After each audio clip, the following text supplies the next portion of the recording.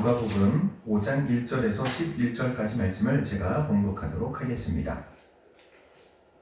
무리가 몰려와서 하나님의 말씀을 들을새 예수는 게네사렛 호숫가에 서서 호숫가에 배 두 척이 있는 것을 보시니 어부들은 배에서 나와서 그물을 씻는지라. 예수께서 한 배에 오르시니 그 배는 시몬의 배라. 육지에서 조금 떼기를 정하시고 앉으사 배에서 무리를 가르치시더니 말씀을 마치시고 시몬에게 이르시되 깊은 데로 가서 그물을 내려 고기를 잡으라. 시몬이 대답하여 이르되 선생님, 우리들이 밤이 새도록 수고하였으되 잡은 것이 없지만은 말씀에 의지하여 내가 그물을 내리리다 하고 그렇게 하니 고기를 잡은 것이 심히 많아 그물이 찢어지는지라.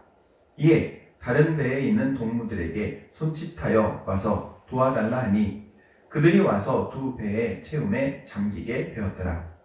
시몬 베드로가 이를 보고 예수의 무릎 아래에 엎드려 이르되 주여 나를 떠나소서 나는 죄인이로소이다 하니 이는 자기 및 자기와 함께 있는 모든 사람이 고기 잡힌 것으로 말미암아 놀라고 세베대의 아들로서 시몬의 동업자인 야고보와 요한도 놀랐습니다.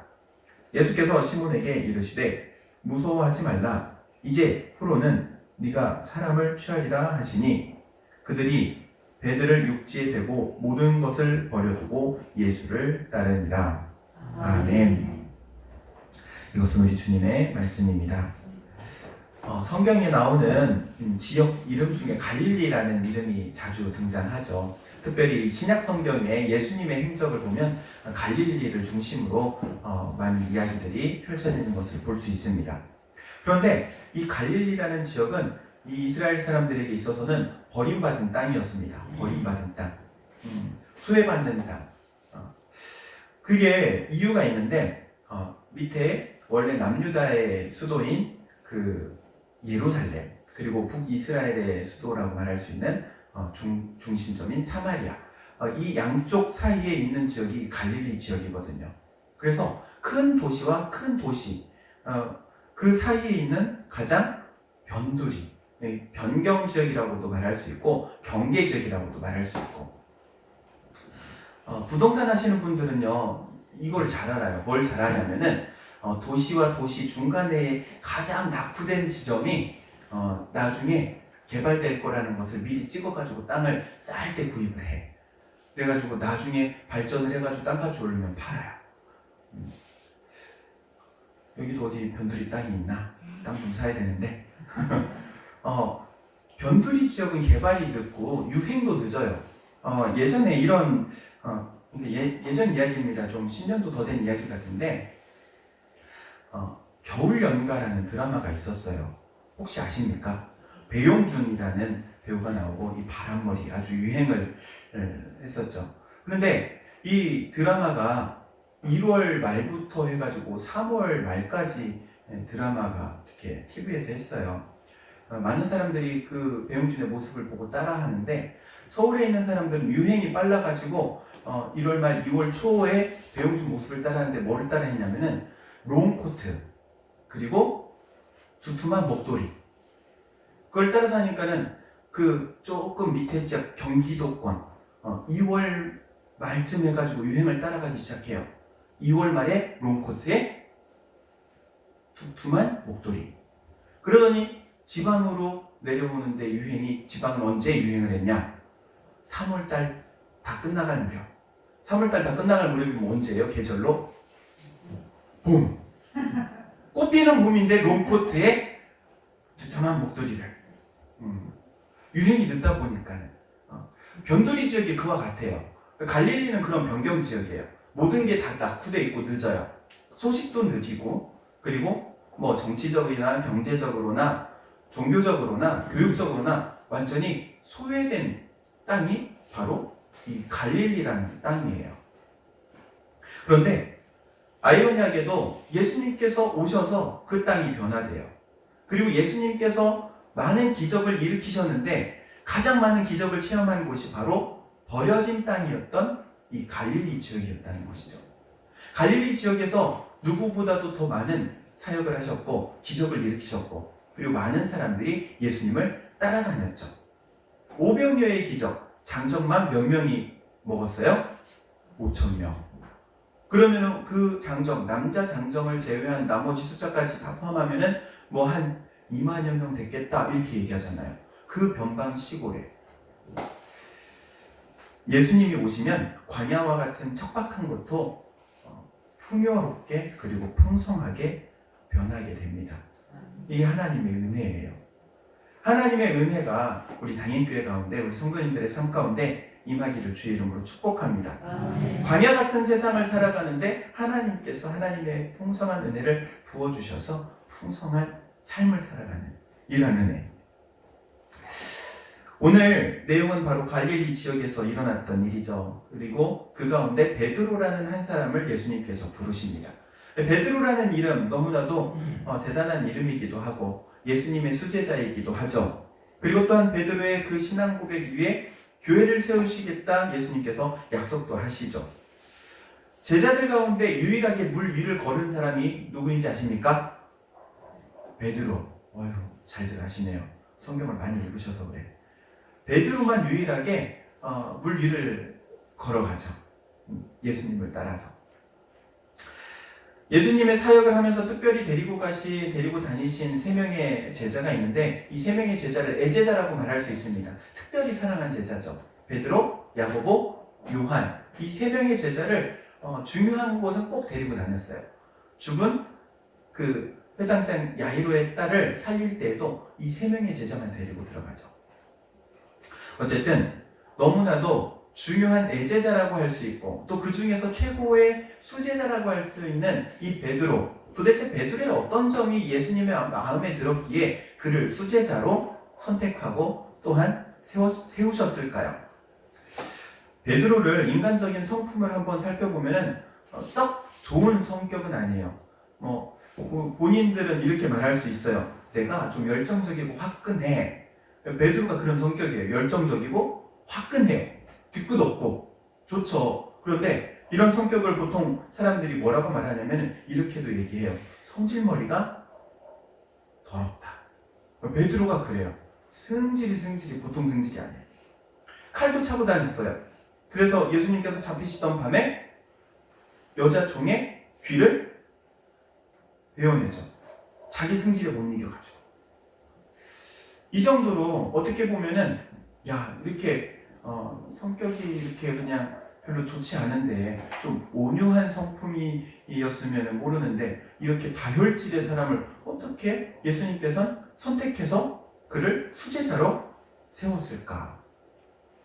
오늘 말씀을 통해서 베드로를 우리 예수님께서 부르신 그 이유를 함께 나누고자 합니다. 먼저 베드로는 포기할 줄 모르는 다음을 준비하는 사람이었습니다. 포기할 줄 모르고 다음을 준비하는 사람이었어요. 2절 말씀인데 2절 말씀을 제가 읽어드리도록 하겠습니다. 2절 호숫가에 배 2척이 있는 것을 보시니 어부들은 배에서 나와서 그물을 씻는지라. 당시 상황이 이 베드로가 밤새도록 물고기를 잡았어요. 근데 물고기 한 마리도 잡지 못하고 이제 더 이상 물고기 잡는 시간이 아니기 때문에 이제 끝내자, 정리하고 이제 들어가 발 닦고 자자. 먼저 이제 그래서 정리를 해야 되는 상황인 것이죠. 물고기를 한 마리도 잡지 못했다는 것, 이거는 너무 대단한 사건이에요. 왜 그러냐면은 밤새도록 잡았는데 몇 마리라도 잡았어야지 정상인데 단 한 마리도 잡지 못했다는 것. 이 실패도 이런 실패가 없죠. 완전히 망한 날이잖아요. 하루를 밤새도록 일했는데 공친날이에요. 공친날. 이렇게 공친날 보통 뭐 하죠? 공치면 보통의 경우는 이런다고 그래요. 몰라. 짜증나. 오늘 한잔하고 그냥 가야겠다. 한잔하고 가야겠다. 그래서 술 마시고 가는 날이에요. 공친날이래요. 물론 이제 술 좋아하시는 분은 모든 게 다 이유가 되죠. 잘 되면 잘 됐기 때문에 마시고 안 되면 안 됐기 때문에 마시고. 근데 실패한 날은 모든 사람들이 다 술을 찾는데요. 거의 대부분. 물론 우리 지사님, 권사님들 마시고 하면 안 됩니다. 절제하고 참을 수 있어야 돼. 자, 어쨌든 이제 정말 어떻게 보면 실패를 경험하고 진짜 속상해가지고 다 때리치고 싶은 그런 상황 가운데 있는 이 베드로. 그런데 뭐 하고 있다고 그래요?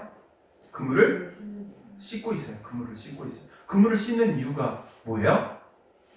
다음을 준비하기 위해서요. 다음을 준비하기 위해서. 뭐 저도 잘 몰랐는데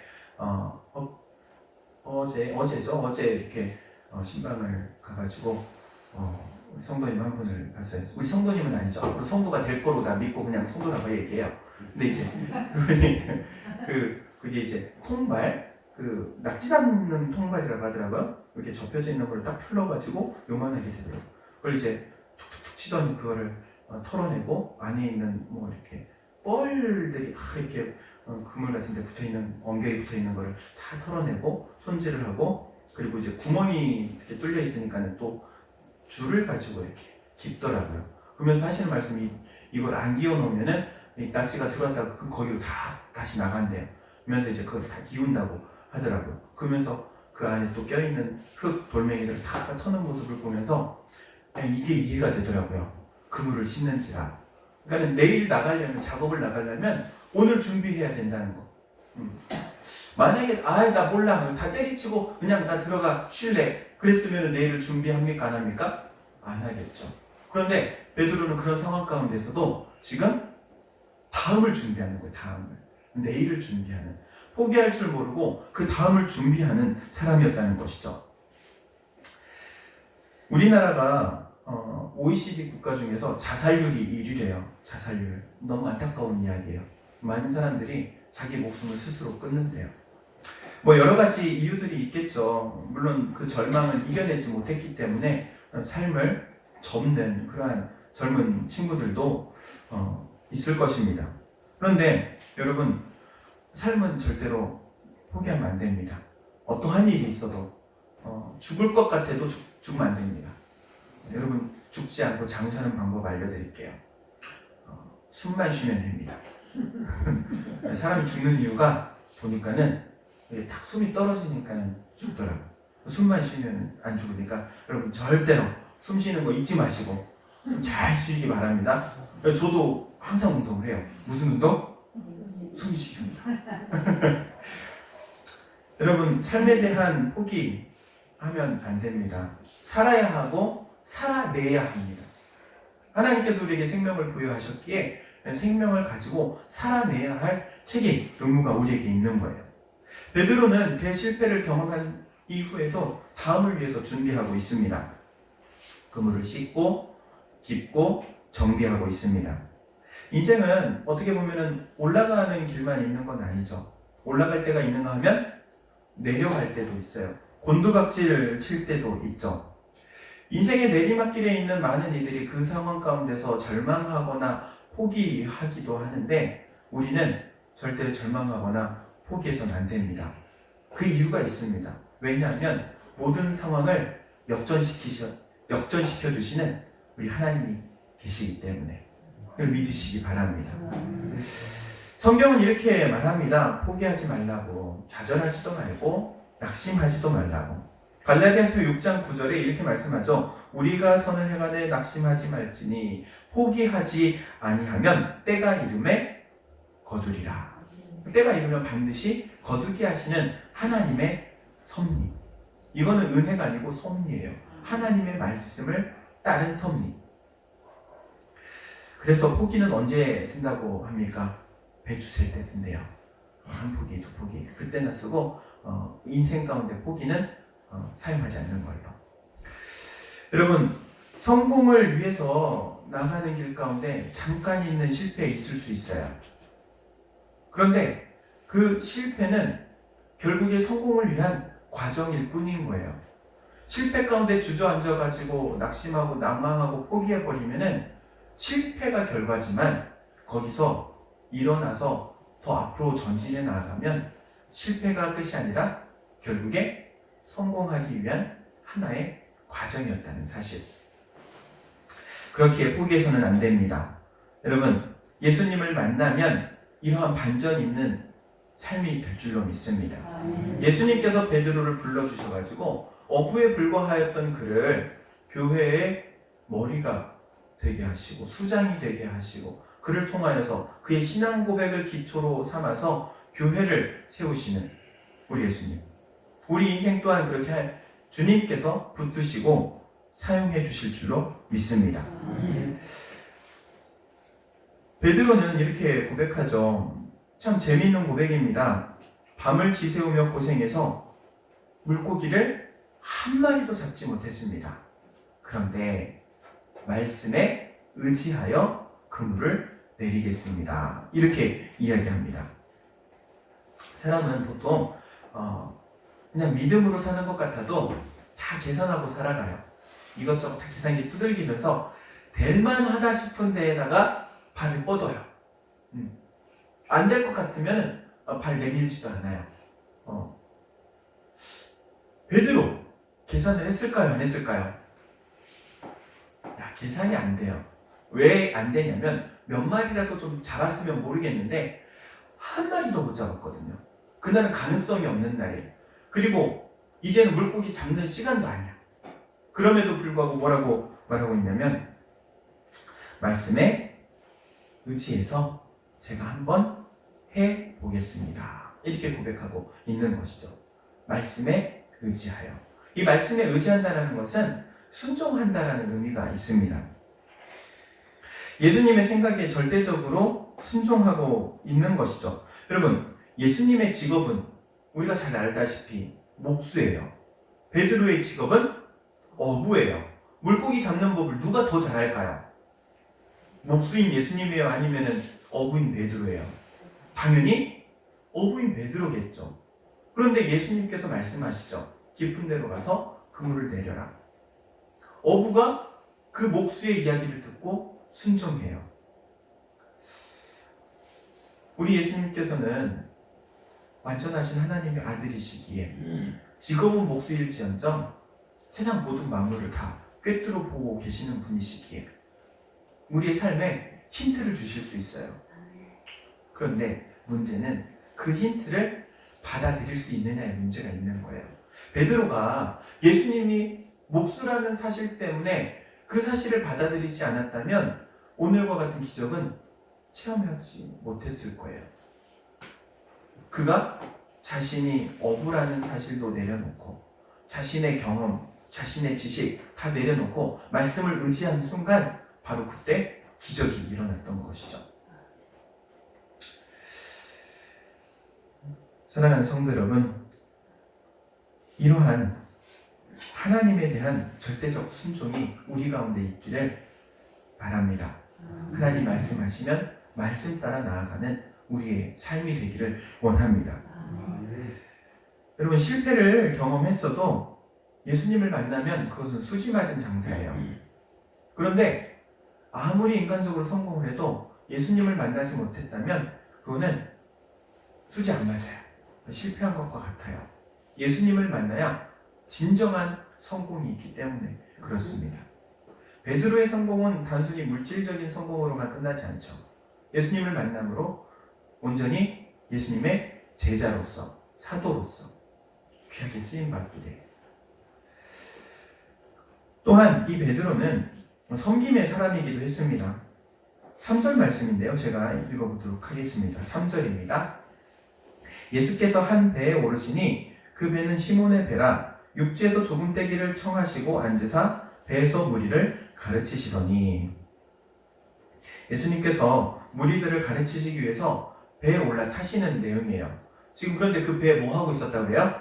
앞에 2절에 보니까 그물을 씻고 있고 지금 배를 닦고 있고 정리하고 보니까는 일을 다 마무리하고 다 끝내는 순간이에요. 그런데 예수님께서 오셔가지고 다시 배를 타시겠대요.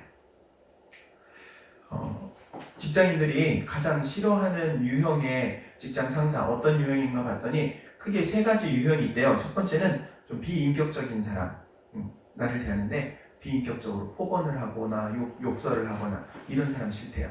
그리고 두 번째는 실적은 자기가 챙기고 잘못한 거는 자기한테 미루는 상사래요. 얄밉죠. 그리고 3번째가 퇴근하려는데 일 시키는 상사래요. 짐 싸들고 이제 집에 가려고 6시 땡 하면 이제 집에 가야겠다 하고 있는데 6시 땡 하면 일을 시키는 상사. 얄밉죠.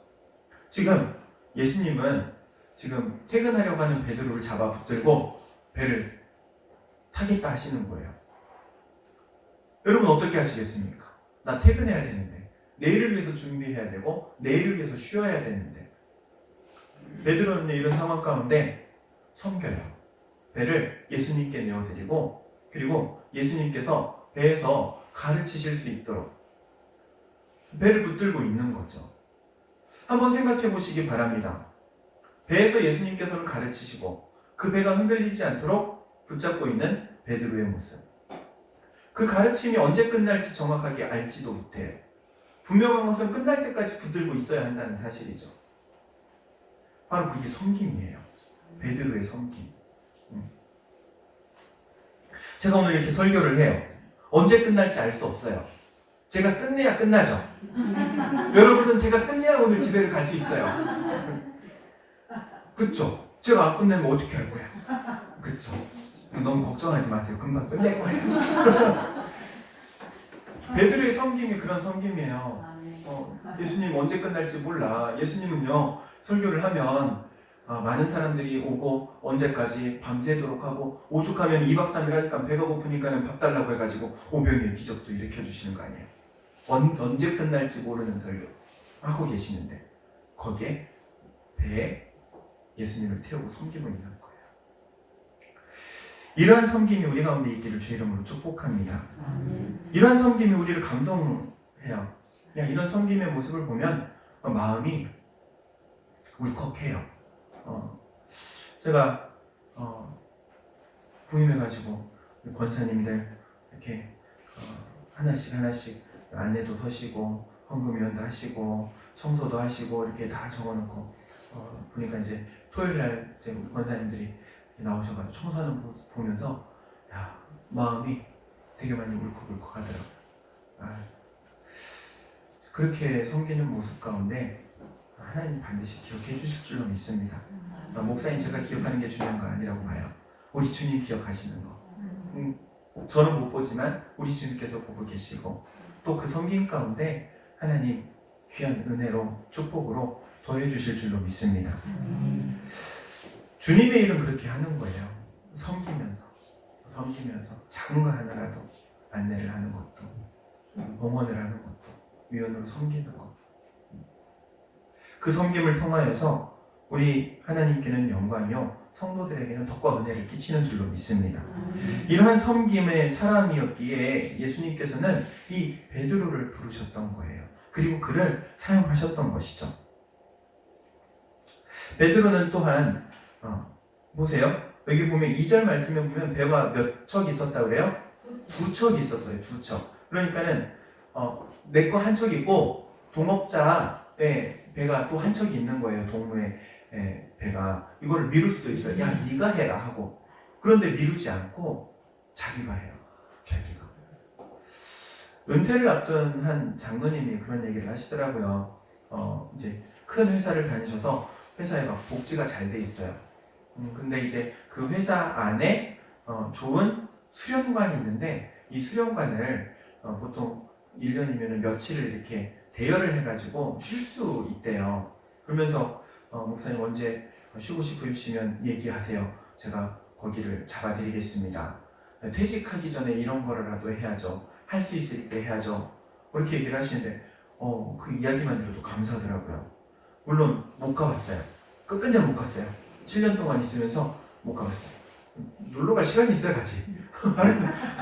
쉬지를 못해가지고 못 갔어요. 근데 마음이 너무 감사하더라고요. 근데 그 장로님의 그 말이 아직도 귀에 생생한 게, 제가 은퇴하기 전에 할 수 있을 때 하겠습니다. 은퇴하면 못하니까, 빌릴 수 없으니까 은퇴하기 전에 하고 싶다는 거예요. 결국엔 은퇴하셨어요. 못하고. 뭐 아쉽긴 하지만. 여러분, 우리에게 기회가 있을 때 섬겨야 됩니다. 건강할 때 섬겨야 하고요. 나에게 시간이 있을 때 섬겨야 하고, 물질이 있을 때 섬겨야 하고, 있을 때 섬기는 거예요. 그걸 기회로 알고. 여러분, 그게 신앙이에요. 우리 당일교회는 하나님께서 우리에게 주신 기회를 붙든 줄로 믿습니다. 그래서 기회를 통하여서 아니 수요 예배 때 이렇게 많이 나올 거 누가 생각이나 했겠어요. 제가 첫날 와가지고 예배 드린 날이 그쵸 첫 주 3월 7일 날 예배 드렸을 때 13분 계셨어요. 13분. 그 중에 한 분은 또 새 가족이었죠. 네. 수요 예배 때 이렇게 나올 거라고 누가 생각이나 했겠어요. 근데 저는 그런 욕심이 있어요. 수요일 날 지금 20명 나오는데 주일날 20명 다 나오는 게 20명 정도잖아요. 그 정도는 채워졌으면 하는 욕심이 있어요. 채워질 줄로 믿습니다. 여러분부터 다 나와야 돼. 그래서 여러분 다 나와서 자리 채워주시고 이제 안 나오신 분들 겉면에서 같이 자리 채우고 제가 이거 한 가지는 약속드릴게요. 수요 예배는요 빨리 끝날 거예요. 시작하기 전에 찬양은 좀 제가 미리 일찍 불러서 하고 설교는 물론 주일 설교보다는 조금 길긴 하겠지만 빨리 끝날 거예요. 그러니까는 시간에 구애받고 촉박하신 분들도 잘 건면해가지고 이 자리에 함께 예배드릴 수 있기를 바랍니다. 그래서 우리는 예배로 섬겨야 해요. 하나님께 다른 게 없어요. 먼저 1차로 예배로 섬기는 것, 예배 자리를 사모하고 예배 자리에 나오고 예배를 통하여 하나님을 섬기는 것. 하나님께서 베드로를 들어 사용하신 것처럼 우리 또한 하나님의 손에 붙들림 받고 귀하게 사용될 줄로 믿습니다. 이런 은혜가 우리 가운데 있기를 주의 이름으로 축원드립니다. 기도하도록 하겠습니다. 사랑과 은혜가 충만하신 하나님, 은혜에 감사를 드립니다. 귀한 시간 허락하여 주셔서 함께 주의 말씀을 나누었습니다. 베드로를 들어 사용하신 것처럼 또한 이 시대 가운데, 이 세대 가운데 저희 담임교회를, 우리 성도님들을 들어 사용하여 주옵소서. 아버지 하나님께서 붙들어 주심으로 귀하게 쓰임 받기를 원하오며 그리스도이신 예수님의 이름으로 기도하옵나이다. 아멘.